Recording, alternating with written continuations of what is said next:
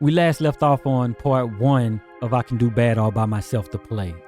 Vianne had just figured out that her sister Mei Lee was sleeping with her husband Anthony before they actually got divorced.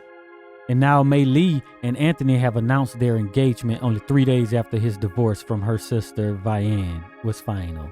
What an entire mess. Maybe Medea can fix it. Let's find out in part 2 and the conclusion of our full breakdown of I Can Do Bad All By Myself, the play. I'm Heit. And I'm Cheri. And you've discovered Axiom Amnesia.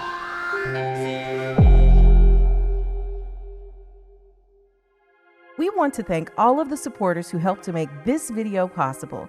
If you want your name to appear alongside these contributors, make a one-time donation via Cash App, or you can head on over to patreon.com/axiomamnesia to enjoy all of the benefits of becoming a monthly subscriber. Yeah. So if you started on part 2, you might want to see part 1. Yes, and it's linked in the description because we're going to spoil it for you, and you definitely don't want to watch the end before the beginning and the build up and everything. And just so you guys know, we also covered the new Tyler Perry Studios film that is on Netflix, Ruth and Boaz. There's a link in the description to that because I think not a lot of you were aware of that. So we actually covered it, discussed it in full. So be sure to check that out. If you're watching this, chances are Tyler Perry has you hooked. Whether you love his films, love to hate them, or just can't resist them as a guilty pleasure. But here's what you might not know. We've already gone deep into Tyler Perry land. We've got the entire playlist breaking down his stories, his characters, and all the drama you can't stop talking about. So don't miss out. Hit the description for links to the Ultimate Why Did I Get Married playlist and the Ultimate Tyler Perry playlist. Trust me, you'll want to binge these and share them with your friends. So let's get to watching the play now. And let's talk about what happened in part 1, in case you've decided to skip part 1 or you just want a refresher. So in part 1, we're introduced to this family. Of course, we have Medea, who is the grandmother, and then she has 2 granddaughters, Mei Lee and Vianne. And so obviously Mei Lee and Vianne are sisters, and we're introduced to this huge conflict because Mei Lee has just announced that she is actually getting married to Vianne's ex-husband, who is only an ex-husband of 3 days. So she was sleeping with her sister's husband in the house that they were all living in together before they were divorced. And then Anthony, that's the man involved in all of this, the ex-husband to Vianne and the soon-to-be husband to Mei Lee. His background is that he is a Muslim and he's got some money and stuff. And, it's the typical Tyler Perry type of story where Vianne helped him to got him through college, and then he got his butt on his back and start, just acting a fool and doing whatever he wanted to do. So that's pretty much what we were introduced to. We also have Cora, who is Medea's daughter, and forgive me if I'm slow explaining this because this is the most convoluted family tree I feel like, who's in the play. We have Brown, who's the next door neighbor. We also have Keisha, who is Mei Lee's daughter. So we see all of these different dynamics that are going on. And then finally we have Bobby, who's living there at the house. Bobby had done a stint in prison, so he's a felon, but he's gotten his life right, and he is working doing I guess you could say landscape type of work for the landscape business of Medea's ex-husband. So that's really where we are up to now. All of the secrets have come out. We getting married and all, so that's really where we are up to now.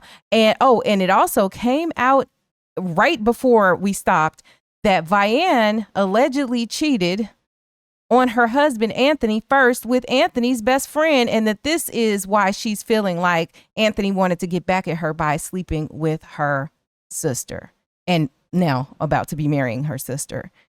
So yeah, that's where we are. Want us to cover your favorite movie ASAP?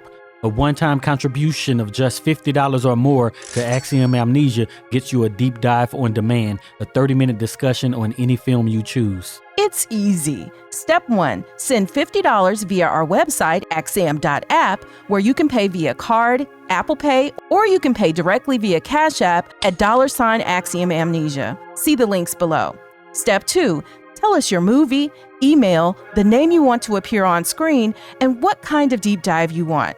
General, a specific character, a particular aspect of the film, etc. Step 3, watch your deep dive on demand with your name listed as executive producer. Lock in your deep dive on demand today and hurry. Spots are limited. This offer is not valid for filmmakers or distributors. Subject to availability and terms apply. Where we left off, Vianne was singing her song, and then she comes back to Bobby. That's the guy who does the landscaping. And Bobby has been waiting for her, and then they start talking because she was all upset, and she was just asking for the Lord's forgiveness for her sins and everything like that in her song. So she had to clear her mind, so she left the house. But Bobby is sitting there waiting for her when she comes back home. And then Bobby tells his own backstory of how he got locked up. And he says that sometimes God allows things to happen to you to make you stronger.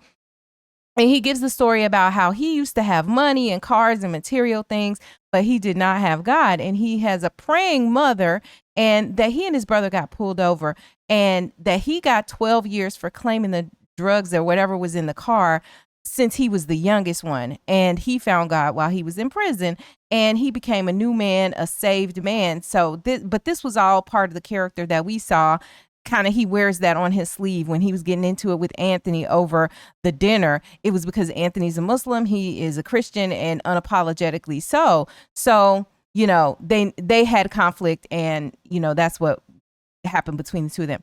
So then he starts talking to Vianne. Now we know that Bobby he likes Vianne. It's been clear since the beginning. And Vianne was attracted to Bobby, but she got too much going on. So she's just not really trying to feel him like that. And so he says to Vianne at one point after they start, having their heart-to-heart conversation, he's like, well, I think you need to be held. Can I hold you? When he said those lines, I was just thinking to myself, man, those are like the Mac lines of the century. But yes, right? That is, she was supposed to say yes, but she starts walking away to leaving. And then we used to get a little comedy because Medea kind of blocks her way up the stairs so she can't walk up the stairs and makes her go back. And then Bobby starts singing about "Let Me Hold You" and all of that. So he should have been like, "Let me hold you down." That song. Who was that? Omarion and Bow Wow.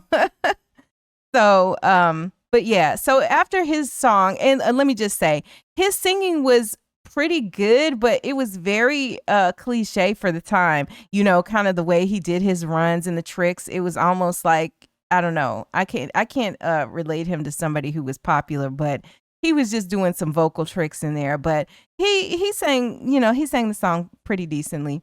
And then after that, she gives in to him while the scene fades to black when they're almost about to kiss. So they yeah, smashed. Well, look, these are good Christian folk. So in the next scene, Anthony and Mei Lee are there and they're talking. And then the phone rings. Mei Lee gets this phone call from the school nurse, and there's a problem with her daughter Keisha. And she's like, okay, I'll take care of it. And we're like left to wonder what's going on and whatever. So meanwhile, I knew it because you spoiled it. Who spoiled me? I spoiled you. it? Yeah, How? because you said that Tyler Perry, because you went and you watched the end, and you said that Tyler Perry said that this was about teen sex or whatever, or he wanted to get the message out. He said he wanted to help young people and be able to talk about sex. So that's then when I hear that, okay, just she's gonna be knocked up. Yeah, I already knew it. Oh well. So meanwhile, while they're having a conversation, Anthony, it tells Mei Lee that Keisha he says these words, she is not welcome in my house. And I'm like, wait, what? So he's giving her this ultimatum that it's basically him or the daughter. So when they go back, your daughter can't come. Can't she stay with Medea? It's kind of the dumb attitude. It's crazy. Why a man do that? Yeah, and then, well, I don't know. Somebody probably got a story. Go to the comments, yeah, because y'all be having y'all be having some good stories in the comments about things that maybe we haven't all personally experienced, but of somebody who had a thing happen. So go to the comments. Do you guys know where like a dude has flat out been talking about, I'm gonna be with this woman, but your kid can't come? Like, is that, I don't know, is that something that you would see in a commonplace way, or is it just this outlandish thing that probably never happens very much? Y'all go to the comments on that one. Because I feel like what I see more often than not is certainly not this attitude that your children can't be there. If you getting with a mother, her kids are, and she's custodial, her kids coming too, like the notion. And what kind of man are you if you would, think that that's cool? And let me just get on my soapbox for a second. Just the same way as like, what kind of woman are you if your man got kids and you cool with him not having a relationship with his kids? Like, what kind of woman are you? But anyway, I'm off my soapbox. But then, so I thought that was really bold for him to just tell her like, yeah. So he done told her she can't bring her daughter. So, now she's a little pressed. And so then Cora comes in and she asked Mei Lee, why you let him talk to you like that? And she's like, he buys me stuff before I could even think of it. And, all of this, like, he's such a good man. But like the things that matter, okay, so he got money, but the things that matter, he telling you can't bring your child. You got to abandon your child in order to be with this man. Like, that should be a red flag, but it's not for her. And so Cora, gets on her. She like, why you running around behind a man and all of this stuff? Like, that is not the important thing. And Mei Lee don't hear what she's saying though, and she's just like, I'm not gonna let her run another man away from me. She's young, she'll get over it. And I was just thinking to myself, earlier in the play, it was already revealed that Keisha, something happened with these men that Mei Lee was dealing with, and Keisha, because she was like, I'm not gonna let them hurt you. Like, or Anthony's not going to hurt you like the other ones did. So multiple men didn't hurt your daughter and you still running up behind these men. Is it okay if you add all these things and you don't later address it or resolve it if it's a play? No. Okay. No. So, so then Cora gets into it and she's like, well, you going to do just like your mama? And then that's when Mei Lee is like, nah, I'm taking her to the clinic. And then she's all complaining. Now I got to use the money that Anthony gave me to get my hair done to get an abortion for Keisha. And, because Keisha is coming the door now from school and Keisha doesn't want to go. She's 14 years old. Cora is like, oh, Lord, we just got to pray because, this is a mess and it's blowing up everywhere. And they're forcing her or well, not they. Mei Lee is intending to force her to, terminate. And I'm like, that's wild. But we know that these things do happen. And so then we find out, that when Mei Lee was 13, her mother, Medea's daughter, Cora's sister, came home high and she was mad because she couldn't get credit from her dealer. So she took Mei Lee and put makeup on her. I was like, wow, okay. Are the dealers giving credit like that? Are they like, just pay me Tuesday, pay me when you get your check? What? Come by and wash my car. Okay. Cut my grass. Oh, I see. So they get service. So yeah, maybe. If you did, so they could get maybe services. I don't know. I didn't live the life. Services like fresh. Okay. So she took Mei Lee. What he did with them cheeseburgers, man. Yeah. So she took Mei Lee and put makeup on her, and let a man, have sex with her. And then Keisha, her daughter, is the product of that. So then when it dawns on you, it kind of gives you at least a little bit of sympathy for how ruthless that Mei Lee is toward her own daughter. Although it certainly doesn't excuse it. It just gives a little perspective because you're like, why would she be acting like this? But now she just feels like what, goes around comes around again, right? And so she's willing to, even though she knows how it felt to be on the receiving end of that type of treatment from a mother, she's willing to do the same thing to her daughter because she feels like, hey, it happened to me. You're going to be all right. And I'm getting to enjoy my life now. In spite of the fact that she's been running around the whole time, like, has she ever been a consistent mother to Keisha? So, then Mei Lee snatches Keisha and then they leave. So they going right out the door to go try to get this termination. We have new merch. Think for yourself, question everything, and break free from the so-called truths that they want you to accept. The Axiom Amnesia collection is here.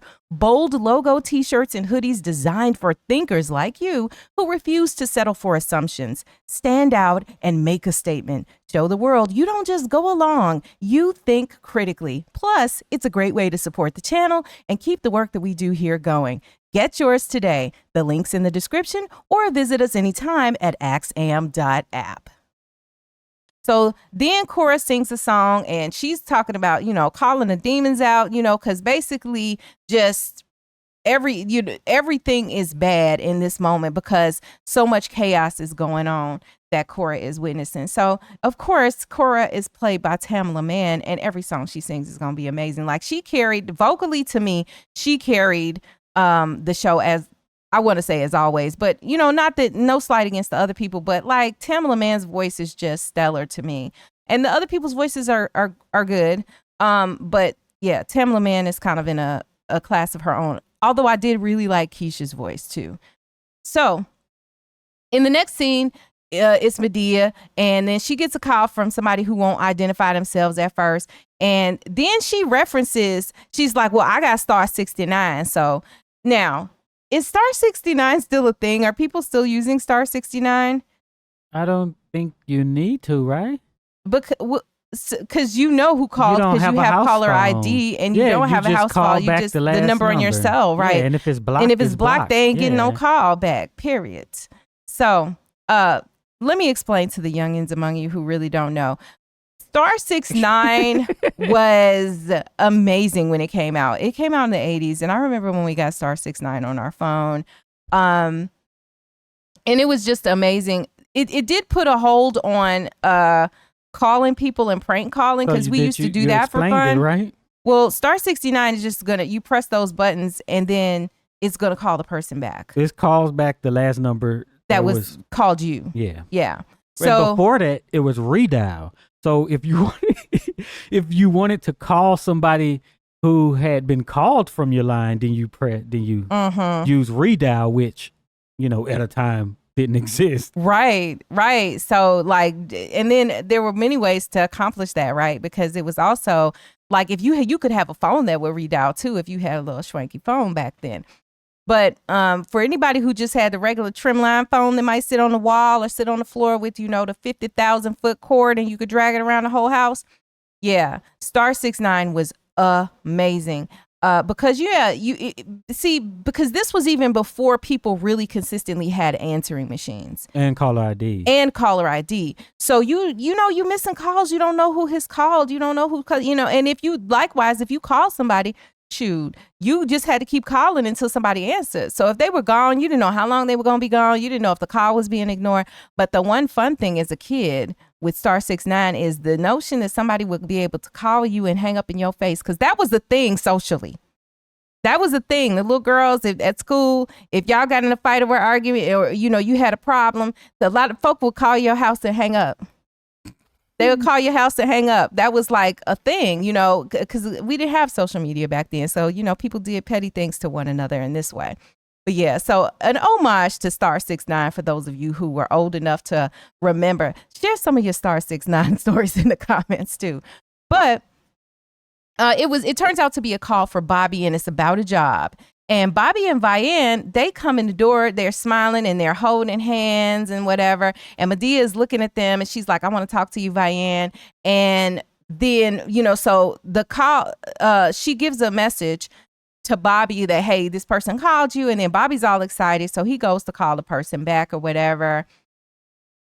And then Vianne is talking to Medea on her own because Bobby's going to call the person back. And then we get the comedy because Medea's like, "The man you in love with, he's mine," and all of that. And then Medea confesses, "Hey, I wanted to get y'all together." But she was talking about how she had to trick Vianne because, she don't want what's good for her. And if I had told you that, he had a little trouble in his life, he had been to prison and all of this,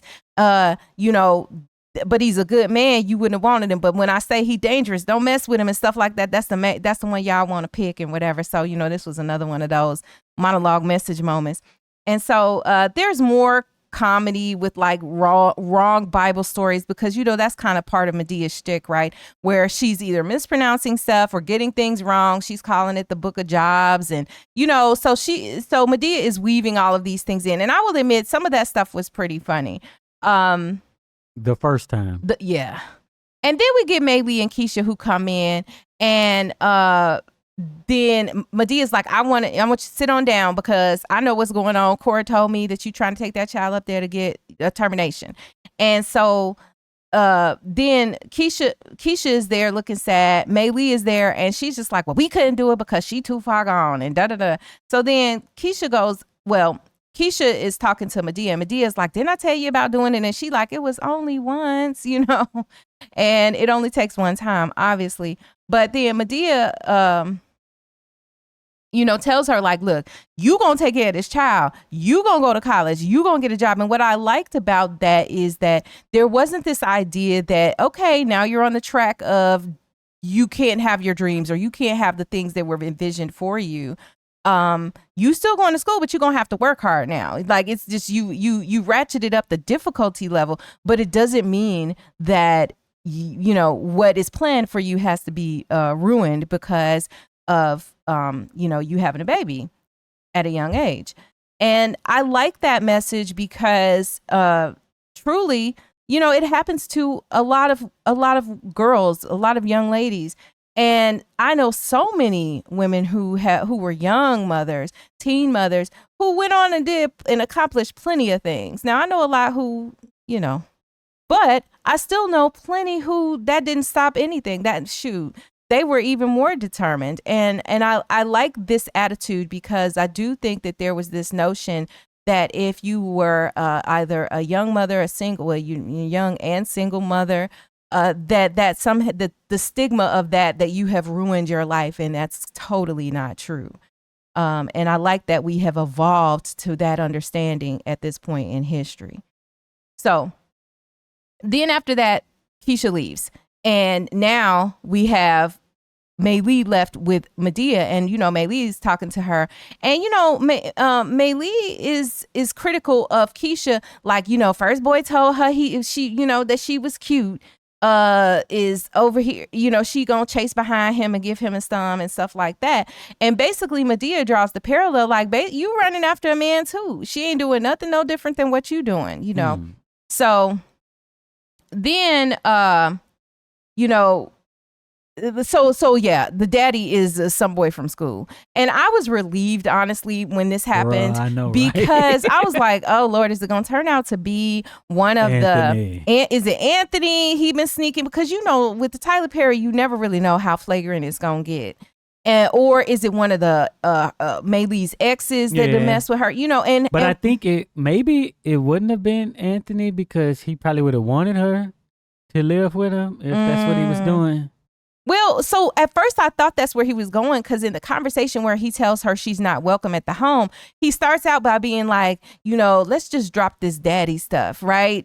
And like the dialogue was like, let's drop. And I was like, well, if it ain't daddy, what you trying to say? Like, you want to view her, you want to adultify her, even though she's a teen, and so are you trying to, cozy up in some way? Because we know that at that point, Mei Lee was acting like a bird. And so, he probably could have said almost anything to her, all right, so, y'all gonna be sister and daughter wives together. Like, we don't even know. So I didn't know where it was going at that point. And I was relieved that it was only that she's not welcome in the home. And I agree with you, because if he was welcoming her, then you probably have something else to worry about. And it doesn't besmirch Anthony in that way, right? Because just because you a trifling man who would do whatever doesn't make you a somebody who would mess with a teen girl. So because sometimes we have a tendency, I think, when you evaluating these characters and people in real life, to say, okay, because because I don't like the person. Yeah, right? I don't like the person, then every negative attribute is possible for that person. Yeah. And that's not true. So then we see this is something that kind of did not age well, because remember, this is like the early 2000s when this play was out.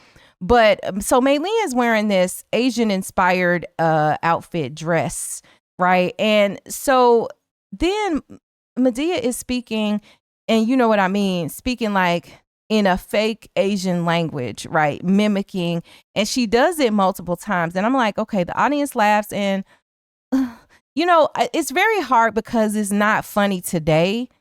And maybe some of y'all think it's funny. I don't know. Go to the comments, push back. But I just didn't like it. I would say that, that is generally problematic.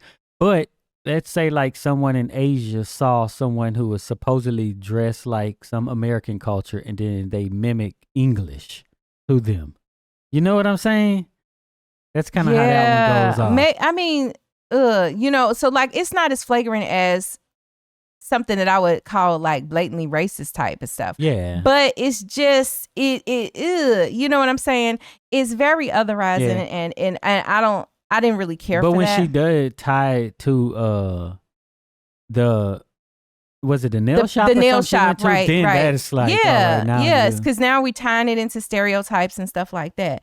So, I couldn't. So Maylee is like, I couldn't pass up Anthony being a good man just because he your ex-husband. This is what she tells her sister. I kind of like that I was line, like, though. Wait, what? That's a good line. So, That's a good the one. sisters She go at it got again. Me with that one. Vian is like, well, because you got to know that he's just trying to get back at me. He don't love you and so on and so forth. So then Medea does warn that Anthony is going to do the same thing to Maylee that he did to Vian. But, Maylee ain't trying to hear it and whatever. And then they make another joke is made because Maylee is expressing like she is not a Christian. She is not a believer, that she is a Buddhist. And that's what she's practicing. She does her chanting. And then Tyler Perry is like, how you let Tina Turner turn you into a Buddhist? Bruh. And I was like, okay, for real, why you got to bring Tina into it? So then Bobby comes down. He's all excited. He got a job offer as a head foreman. But the job is never there. The job is in California. Somebody let me know how many foremen are there. I thought one. I thought it was the foreman. Yeah, but he got a job as a head foreman. So maybe there's a sub foreman or a assistant foreman. I don't know. But anyway, so Vian tells him, you should take it. It's a good opportunity. And Bobby was like, well, I was hoping that we were building something here together. Now, it happened so fast. I'm like, y'all done went on one date, But Bobby is like, look, I've been liking you since I first met you 6 months ago. And so then Medea leaves so that Vian and Bobby can talk. Why is he Bobby the Builder, though?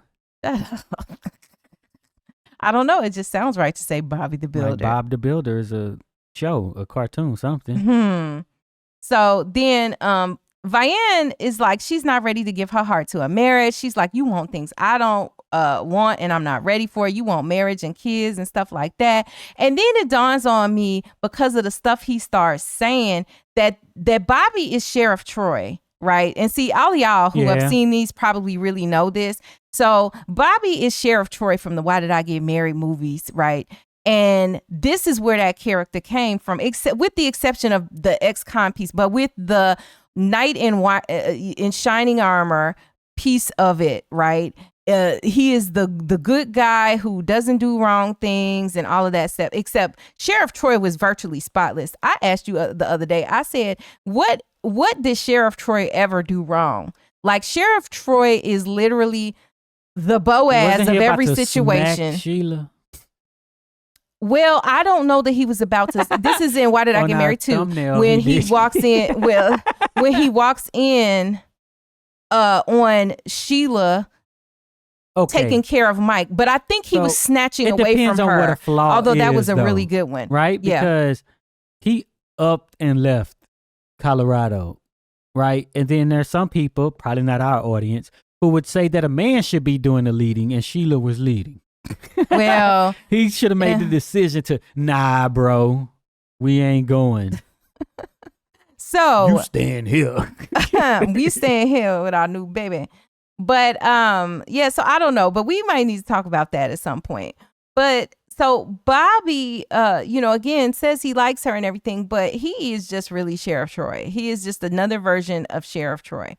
So Bobby says that he's leaving tomorrow. I'm like, dang, okay, you got the offer. They ain't even sent you no paperwork, but you leaving tomorrow. So Bobby says then that he gonna wait there where they are, or he gonna wait in California, but he is gonna wait for her. And so then Brown comes in the house in a crazy outfit with ashy knees and stuff, and he's mad because he says Medea did something to his dog. And Medea admits that she gave the dog pills, some, I don't know, THC maybe or whatever. THC? I don't know, THC pills like that. Okay, well, some type of pills. Some type of pills made out of weed, because she says she was growing it in the backyard. So what? And she made pills? Yes, she said, I gave the dog pills because the dog was barking too much, and then she's, called the vet or whatever is what Bobby says at that point. Yeah, but what they got to do with growing something in the backyard? Well, I thought it was related because she said that y'all took the rest of what I was growing. I don't know. So anyway, it was minor to me that it was pills. I didn't really care. Bottom line, she didn't kill this man's dog. And I shouldn't laugh. But then we get Brown acting a total fool, dancing, shaking around, just doing all kind of ridiculous stuff. And the cast is actually breaking character laughing at this point. Which I don't know. How do you feel about when they break characters? Sometimes, I don't know, in the moment, if you're in the audience, it might be funny. Yeah. But then Medea starts telling the "you so black" jokes, talking about Brown, calling him a monkey, talk about how black he is and stuff. And I was like, yeah, some of this stuff don't age that well, but anyway. Well, maybe your reaction to it, right? It's going to be different. It's what a character would do. Yeah, probably. You can still look at it like that. This character would true. make these jokes. That's true. That is true. So Bobby and Anthony later confront each other with the same statements between Mike and Troy in the "Why Did I Get Married" series. This my wife. Why were you in taking care of her? What you gonna do with her over there? Ex is another man's treasure. Yeah, exactly. So yeah, recycled content. And so I was really even a little bit more outraged by this. Right. Although I would say the remix of all of this stuff, putting it into these films, like, I'm not really mad at it. Exactly, because seeing all the films first, I look at this like, okay, what it did is it just made me like the play a little bit less, because I was like, oh, okay, I see what happened. It doesn't make me like Why Did I Get Married less, Yeah, and it's just like, oh, these are all the seeds that went into the thing. Like, so let's say, how basically people talk about sophomore albums suck because of all that went into making that first album, right? But that's probably based on all the stuff they've been doing throughout their life to get to that first album. But what he did was he took the stuff that he done on a quote smaller level, and then when he got the big budgets and stuff, he put that out to create his, I guess, ideal works based on all the stuff that he done before. So I guess it's understandable. And I do like the notion of creating an entire world, if you will, because I like watching things where it builds on the characters I knew before.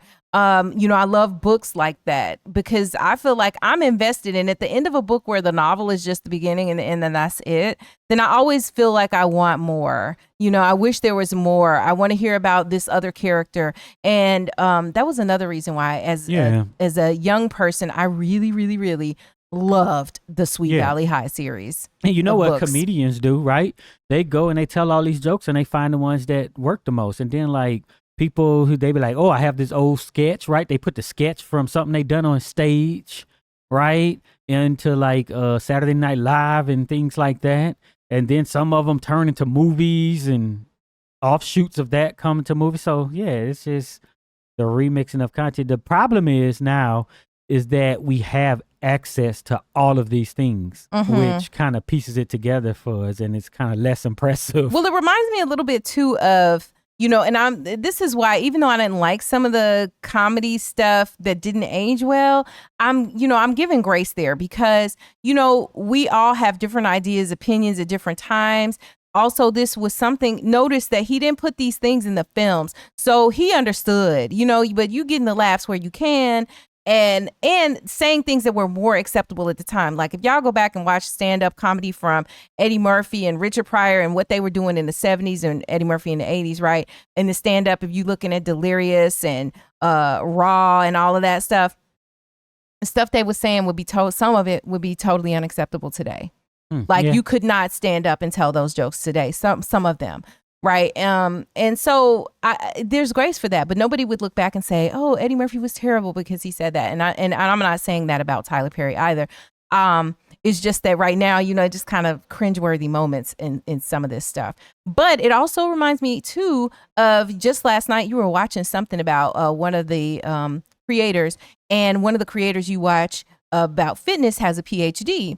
And these people delved into his PhD, what he wrote for his dissertation and stuff, and were judging that.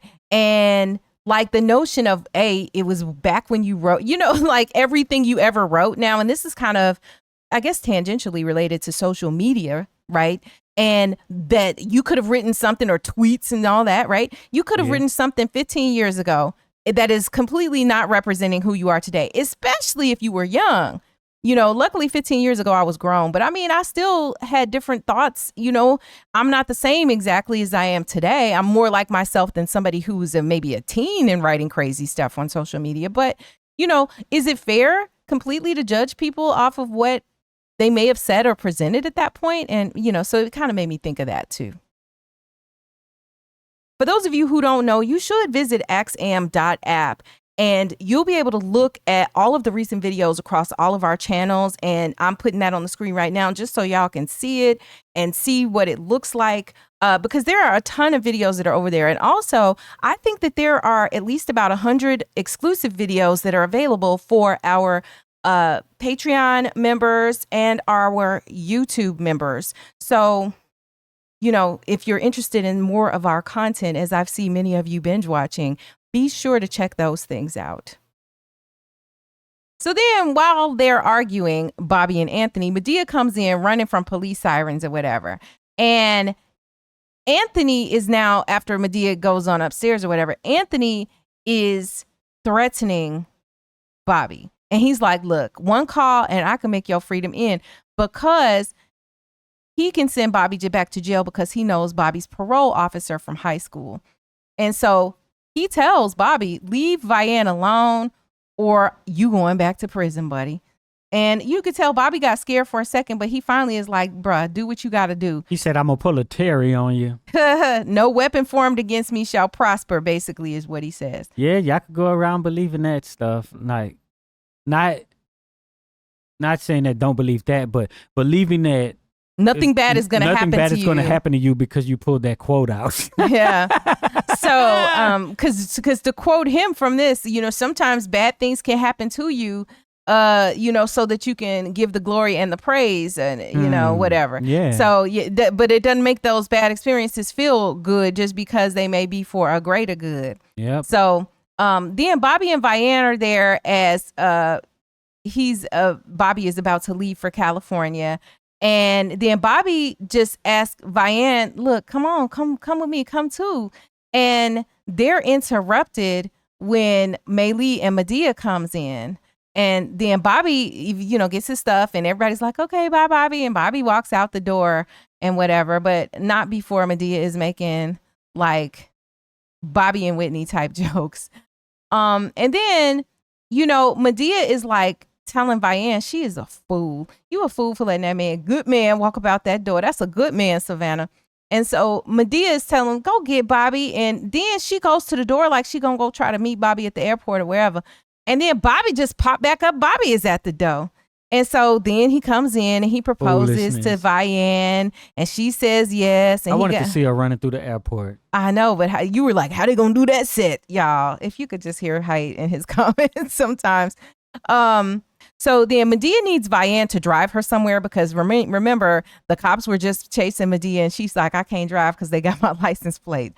And I was just like, oh man, if they got your license plate, they should be at the crib by now. But anyway, so we get Vianne going to drive Madea someplace, which leaves Bobby in the house by himself with Maylee.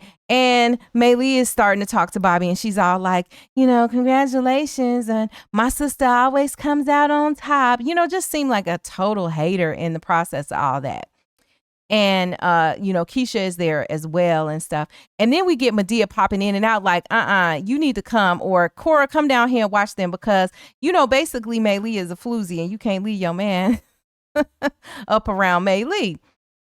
So then Cora comes in and Keisha is there, and Cora says that, her own daughters told them that something had happened to them, but she didn't believe them. But, just trying to bring them back together, Keisha and her mother, because they just on the wrong, they not on the same page. And so then Cora sings a song, and basically it's like,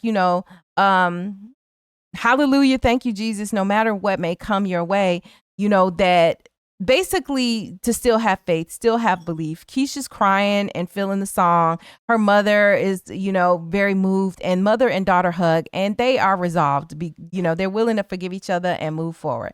So then in the next scene, Anthony comes in and Mei Lee is there. She got her stuff, or what we think is her stuff, packed up, ready to go. And then she tells him, oh, you going to enjoy your ride home because I'm not going, and go by yourself. And then she says, I can't hurt my sister any more than I already have.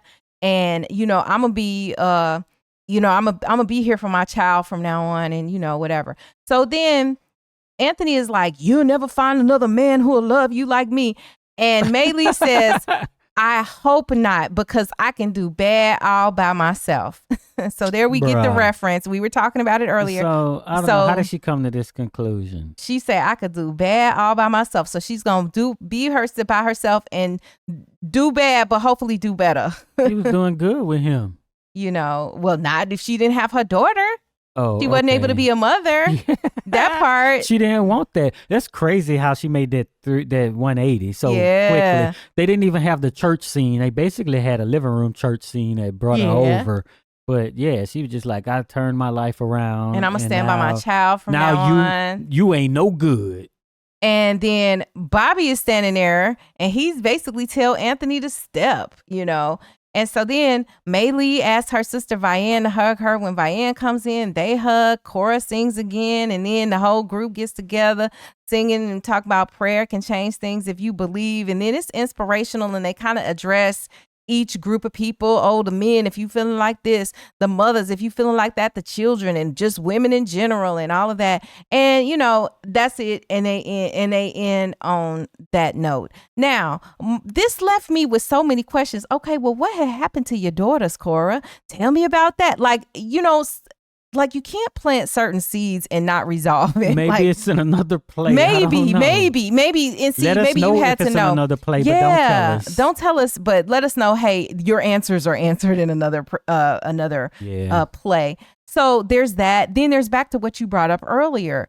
The implication of a hug makes her forgive everything that makes Keisha forgive everything that her mother Mei Lee allowed to happen to her.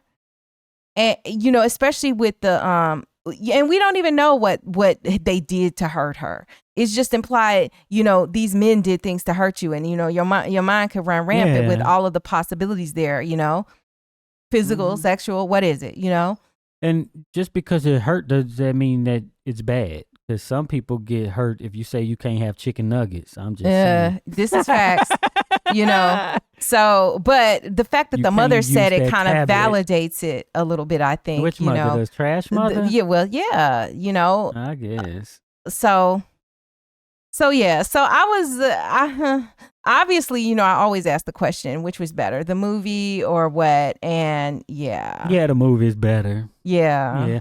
Because you had a bunch of different elements. You had the church aspect. You had that, hey, she's bringing over this man, this stranger, that was the weird part, to go live with, what was her name? April, right? To go live with April. And then, she's still taking care of him, and she's taking care of, the children too at the same time. So, and being brought over by Medea. It was just an overall better story. Which makes it, you have questions about whether she is a good person or not, based on that, not whether or not she slept with a best friend. Right. And is she supposed to be the April character? Mei Lee supposed to be the April character, I guess? Right? Yeah. Because Mei Lee is supposed to be April because it happened to her, right? And then the other question I have is, did anything happen to Vianne? You know, and so but maybe we can find that in another play. I don't then, know. The whole she was a singer and all that and stuff. Yeah, the movie was a much better story, and I liked the direction he went in. But the play was not bad. The play was more sleazy, right? Because you had all the aspects. Oh, she done got with her sister's ex-husband, and they're engaged. Well, and he don't want the kid to be living there. That's. So I think that we can't. So it doesn't allow us to make bad assumptions about April in the movie, because if April had a sister that she was doing, that wasn't the drug. So both of their sisters in the movie were drug addicts, right? Because April's sister was an addict, and that's how she got these kids that she wasn't taking care of. Yeah. But there's that. But then I don't know. Is Vianne is Vianne April? See, that's what I was saying, right? Yeah. Because it's like, oh, she's kind of bad because she was messing with the best friend. That brings in a flaw. But yeah, so that, you're right. So I don't confuse myself going in circles with this. So so what I'll say is that Vianne, so same comment. She's not besmirched by this notion that she deserved anything that happened to her here, right? In the movie. So if Vianne is April, Vianne in the movie doesn't deserve it, but in the play, she does, right? She could, because you did something bad, even though your husband still seems like he was a trash individual. You still cheated first, and the fallout happened. You contributed to the malignancy that is going on in your life, versus if you were completely spotless and innocent of anything, right? Yeah. But I like the realism in terms of not sleeping with the best friend, but just that nobody is spotless. Nobody is without bad judgment at a point in their life or having done something. Now, maybe it's not on the scale of that, but everybody has made errors. Everybody has made mistakes. Everybody needs some grace in here. And I think that when we look at these situations, it allows us to practice that in how we view people. And that's another thing I feel like we always kind of push back on as we judge these characters, which is a lot easier than judging real life people, right? I know, right? As we judge these characters, because in many cases they're doing stuff that real people have done. Yeah. And do. Right. And the best characters are the ones who aren't just all the way to one side like you did Anthony. Anthony was you're just terrible, bro. Right? But then you threw the felony thing in there with Bobby. So then it kind of he made an error in judgment and turned his life around, which is different than Sheriff Troy, right? Sheriff Troy is a freaking saint. Sheriff Troy is Boaz all day long. That's who Sheriff Troy is, because Sheriff Troy is the reason why that character I loved. Why Did I Get Married? That first movie. The second movie was but the first movie, the way he came in there for Sheila, the way he was like, well, you can come, he saved her from day one, and I was saying the only thing I think he might have done wrong was he wasn't really being a cop when he maybe should have intervened. He didn't at come that in table. like Dwayne Wayne, though. That's true. He didn't come out, baby, please. But I like that he just wasn't. Bobby? No, Bobby was all right, but Bobby was kind of over the top with some of it, but he still is, the character is different. But I do like that. So Troy is like the fantasy character, the exceptional, the Boaz, the not a real person 9 times out of 10 type of person, right? There are people who get close to that, but that's exceptional. That's why it's exceptional, because it ain't most people, right? And then you got Bobby, who is a wonderful individual who had some tough times in his life that he contributed to, but has turned his life around. And he's a wonderful guy. And why shouldn't she get with him and be with him? And so, but Bobby's a lot more of a realistic character. And I do think that is to Tyler Perry's credit. Yeah. But it don't stop us from loving Sheriff Troy. But yeah, so I'm just kind of, I don't know if I'm all played out. That's kind of a double entendre. But with these plays, I feel like I know what to expect. Are you really going to tell me a new story or not? But we are going to cover more, so don't worry about that. Yeah. We're definitely covering more plays. If you made it this far, type Boaz in the comments so we'll know you're one of the real ones who stick around to the end. And be sure to check out one of the videos that's on the screen right now. And also visit axiom.app where you'll find all of our recent videos in one place so that you can link back to YouTube and watch them here.